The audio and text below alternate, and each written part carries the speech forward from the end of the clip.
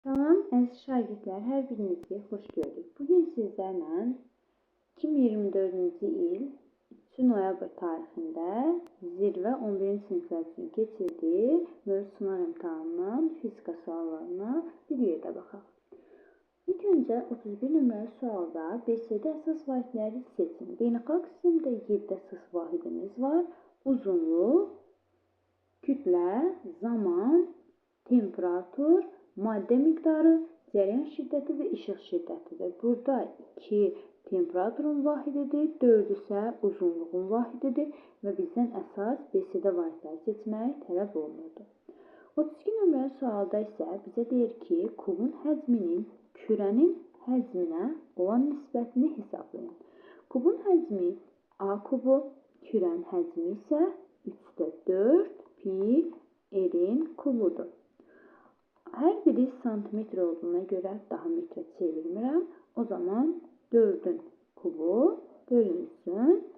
3/4 vurulsun. Pi-nin qiyməti 3, r-in qiyməti 2, yəni 2-nin kubu. Bu da bərabər olmuş olacaqdır 2-yə, yəni D variantına.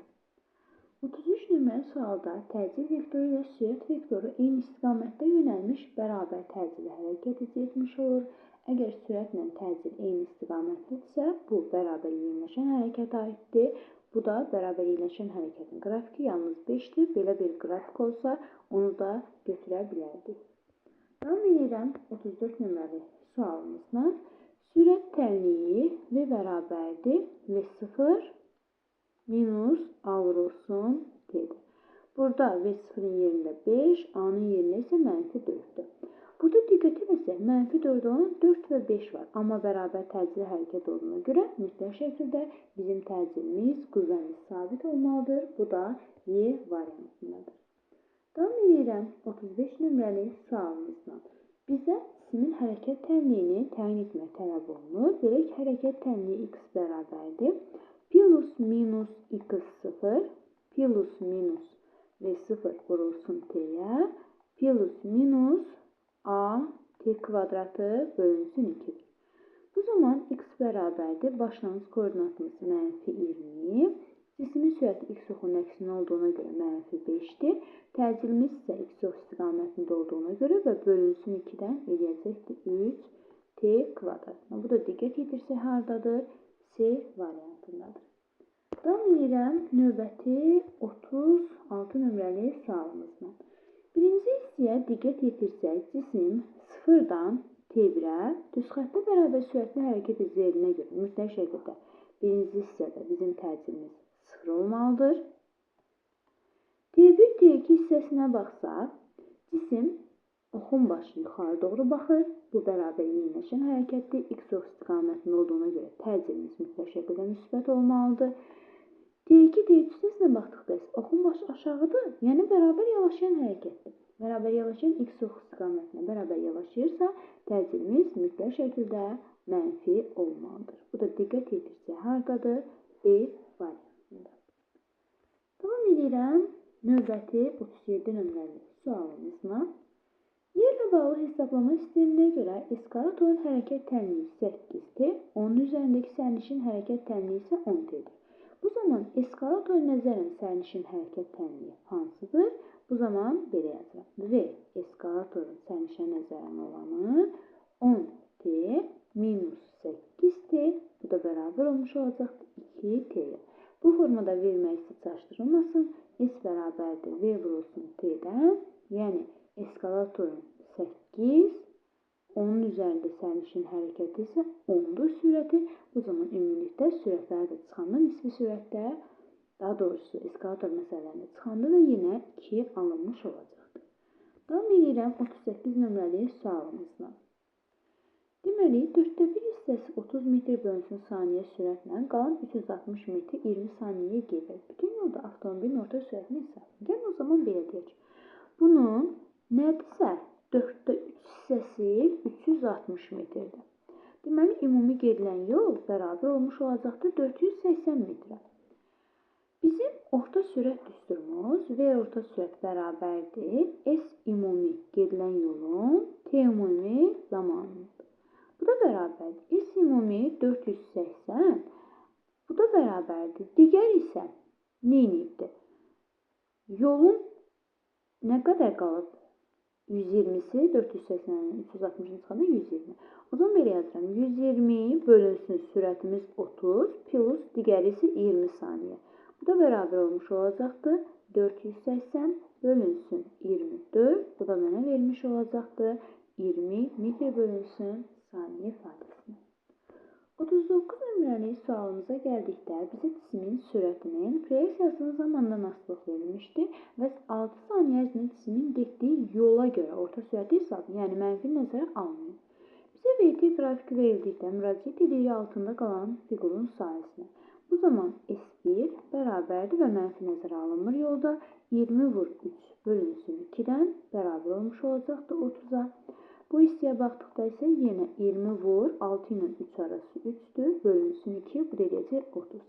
O zaman ümumi gedilən yolumuz eləyəcək 60. Ona sərf olunan zaman isə 6 verdiyindən sürətimiz bərabər olmuş olacaqdır. 10 metr bölünsün saniyə, yəni B variantı. Davam edirəm 40 nömrəli sualımızdan. Bizə təcil zaman qrafiki verilir. Başlanğıc sürətlər və 6 saniyənin sonunda cismin sürət tələb olunmuş olur. Bu zaman V bərabər cismin başlanğıc sürəti 3 plus təcilimiz 4 vurulsun ona sərf olunan zaman 3. Bu da bərabər olmuş olacaqdır 15'e. Yəni buradakı cismin sürəti olacaqdır 15. Artıq bu 15 ikinci hissə üçün başlanğıc sürət deməkdir.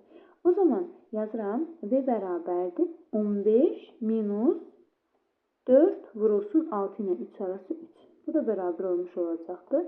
15 minus 12'dən bərabər olmuş olacaqdır 3'ə. Bu da haradadır? B variantında. Davam edirəm. 41 nömrəli sualımızdan. Yenə bizə hərəkət tənliyi tələb olunmuş olur. Başlanğıc koordinat mənfi x 0'dır. Tez zaman oxunun aşağısına bərabər yavaşlayan. Sürət mənfidirsə, təcil mütləq şəkildə müsbət olmalıdır. Bu da B variantındadır. 42 nömrəli sualda qrafik əsasən cismin hərəkət müddətinin istiqamətini neçə dəfə dəyişmişdir və tez zaman qrafiklərində tez zaman oxunun neçə dəfə kəsirsə, burada kəsmə var? Xeyr. O zaman hərəkət istiqamətini dəyişməyib. Gəlirəm 43-ə. Kütləsi 300 qram olan daş şaquli yuxarı atılır və yerə düşənə qədər daşın çəkisi nəyə bərabərdir?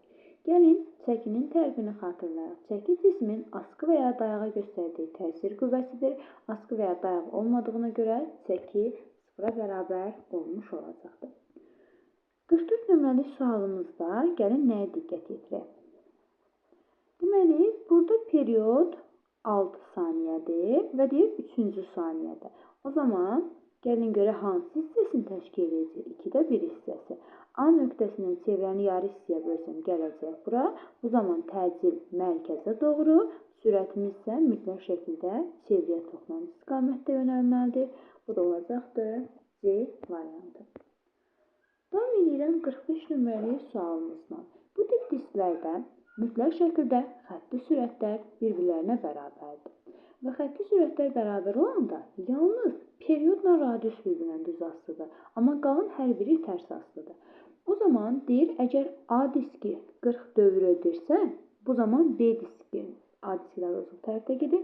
A diski əgər 40 dövr edirsə, B diskini 80 dövr etmiş olacaq. Çünki radiusla dövrlərin sayı bir-birinə tərs mütənasib asılıdır. Və fırlanan zaman bir-birlərinə toxunaraqdan hərəkət icra etmiş olacaqdır. Bu da olacaqdır hansı variantımız? Məhz C variantı. 46 ilə davam edək. Əlimizdə radiusumuz var və xətti sürətimiz var. Bizdən mərkəzə qaçma AM tələb olunmuş olur. AM bərabərdir V kvadratı bölünsün yerə. Bu da bərabərdir 40'ın kvadratı 1600 bölünsün 80. Bu da bərabər olmuş olacaqdır 20 metr bölünsün saniyə kvadratı. Davam edirəm 47 nömrəli sualımızla statikaya aid olan suallardan biridir. Qüvvə momentinin 0 olması üçün qolu 0 olmalıdır və 0 nöqtəsindən keçməlidir. Burada 0 nöqtəsindən keçən 2'dir, 6'dır və 4'dür. Diqqət eləsək, nə 5, nə 1, nə də 3, heç biri o nöqtəsindən keçmir. Ona görə onların qüvvə momenti 0'dan fərqlidir. Amma 0'a bərabər olan 2, 4 və 6-dır. 48 bizə hərəkət tənliyi verilib. V bərabərdir -V0 plus A vurulsun T'dir. Deməli, buradan A-nın qiyməti 6-dır. Qüvvə tələb olunmuş olur. Qüvvə F bərabərdir M vurulsun A olduğundan 2 vurulsun 6 bərabər olmuş olacaqdır. 12, yəni B variantı. 49 nömrəli sualda isə bizə cazibə qüvvəsi tələb olunur. F bərabərdir C vurulsun M1 M2 bölünsün L'in kvadratı. Hər birinin kütləsini 4 dəfə artırdıqda bu zaman cazibə qüvvəsi 16 dəfə artmış olacaqdır. 50. Şəklə əsasən şaquli yuxarı atılan cismin yerə çatan andakı sürətini hesablayın. Bu cismin ilk öncə nəyi var? Potensial enerjisi mgh. Və həmçinin sürəti varsa cismin bunun müəyyən bir kinetik enerjisi var. Və cisim artıq aşağı düşəndə bunun yalnız olur kinetik enerjisi.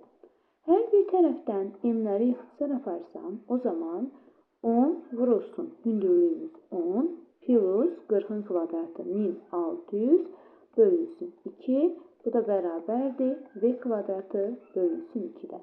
Buradan da V kvadratı elə V'nin özünü birbaşa təyin edirəm. V bərabər olmuş olacaqdır. 900'dən çıxacaqdır 30. Bu da vurulsun kökdə 2. Y variantı ödənmiş olacaqdır. Davam edirəm növbəti 51 nömrəli sualımızla cismin uçuş müddətinə getdiyi yolu hesablayın. Bunun T qalxmasıdır. Uçuş müddəti olacaqdır 8. O zaman H bərabərdir. JT qalxmanı yerləşdirirəm. Bölünsün 2'yə. Bu da bərabərdir. 10 vurulsun 4'ün kvadratı 16 bölünsün 2. Bu da bərabərdir 80'ə. Bu cisim 80 metr yuxarı qalxıb, 80 metrdə aşağı düşüb və yolda trayektoriyonun uzunluğu olduğuna görə cəmi 160 metrə bərabər olduğunu götürə bilərik. 52. Elastik qüvvəsinə aid olan suallardan biridir. Yayın uzanması artsa, yayın sərtliyi dəyişməz. Çünki sərtlik K bərabərdir. SG bölünsün L0. Burada olan kəmiyyətlərdən asılıdır.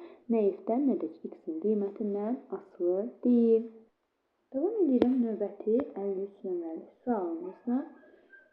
Deyir ki, kütləsi 8 kiloqram olan cisim üfüqi müstəvidə 32 Newton qüvvənin təsiri ilə dartır, amma cisim hərəkətə gəlmir. Hərəkətə gəlmirsə, deməli əvəzləyici qüvvəmiz 0-a bərabər. Əvəzləyici qüvvənin 0 olması üçün 32 Newton olmalıdır sürtünmə qüvvəsi. Elə bizdən də o tələb olunmuş olur.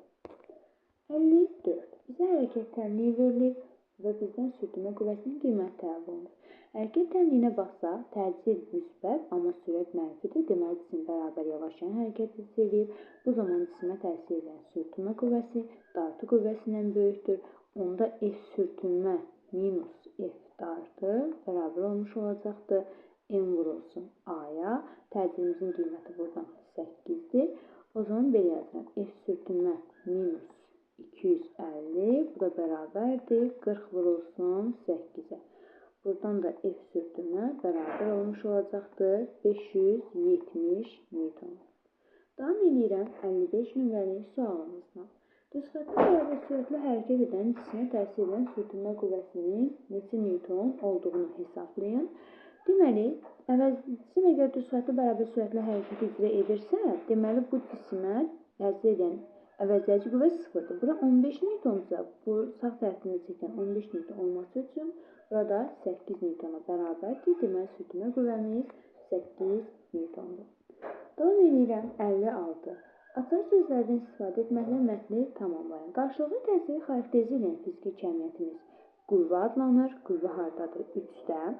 Daha sonra qüvvənin BSD vahidi 1 Newtondur. Qüvvə dinometr adlanan cihaz vasitəsindən sürücü cisimə qüvvə təsir etməlikdir və ya belə deyək də, edilən təsirlər əvəzləyici qüvvə 0'a bərabər olarsa, yəni 4, öz sükunət və ya düzxətli bərabər sürətlə hərəkət halını saxlayır. Bu isə Newtonun birinci qanunudur. Gəlirəm sonuncu 3 sualımıza. 57. Uyğunluğu müəyyən edin. Burada biz qazancı tapmaq üçün K bərabərdir, L bölünsün H yazıram. Yəni 20 bölünsün 5-dən bu 4 dəfə qazanc vermiş olacaqdır. 2 tərpənməz blokdur, qüvvədə qazanc vermir. Sadəcə olaraq qüvvənin istiqamətini dəyişmək üçün istifadə edirik. Üstdə isə bir dənə tərpənən blok olduğuna görə qüvvədə 2 dəfə qazanc vermiş olur. Burada isə biz qazancı təyin etmək üçün mj bölünsün F, bu da bərabərdir 3 bölü 1-dən, yəni bu qol bölünsün mj'nin qolu, bu isə qüvvədə 3 dəfə qazanc vermiş olacaqdır. Davam edirəm növbəti sualımızla, 58 nömrəli sualımızla. Kütləsi 8 kiloqram olan bir cins çubuq tarazlıqdadır. Yükün çəkisi nəyə bərabər olmuş olacaqdır? Bu da yenə statikə aid olan suallardan biridir. Deməli, bunu bərabər hissələrə bölsək, o zaman ağırlığı 80 Newton buradan olacaqdır. O zaman dayaq nöqtəsinə qədər 80 vurulsun 1. Bu da bərabərdir. F vurulsun qolumuz 2. Buradan da F bərabər olmuş olacaqdır 40 Newtona. Bura F-dirsə eyni F olduğuna görə. Deməli, burada F-dir. O zaman P bərabərdir 2F-ə. Bu da bərabərdir 2 vurulsun 40-dan 80 Newtona bərabər olmuş olacaqdır. Gəlirəm 59 nömrəli sualımıza. Deməli, ilk öncə gəlin biz sizlərlə burada periodu tapaq. Periodu tapmaq üçün 2 pi r bölünsün v yazacağım. Bu da bərabərdir 2 vurulsun 3, radiusumuz 60 bölünsün, xətti sürətimiz isə 20-dir. Buradan da periodumuz bərabər olmuş olacaqdır nəyə? 18-ə. O zaman belirləyirəm. 360 dərəcəni əgər bu 18 saniyə dönürsə, bəs 60 dərəcəyə nə qədər düşəcəkdir? Bizdən bu tələb olunur. Biz də buradan x təyin etsək, x bərabər olmuş olacaqdır 3 saniyə. 60. M1 və M2 kütləli cisimlər 18 Newton qüvvənin təsiri hərəkət edir. Gəlin ilk öncə biz sizinlə buradan sistemin təcilini tapaq. A bərabərdir F əvəzləyici bölünsün M sisteminin kütləsi, yəni 18 bölünsün 5 ilə 4-ün cəmi 9, təcilimiz eləyəcəkdir 2. İkinci cismin birinci cismə göstərdiyi təsir elə birincinin ikinciyə göstərdiyi təsir deməkdir. O zaman F bərabərdir M1 vurulsun A-dan, yəni 4 vurulsun 2, bu da bərabər olmuş olacaqdır 8-ə. Növbəti test izahlarında görüşmək üzrə.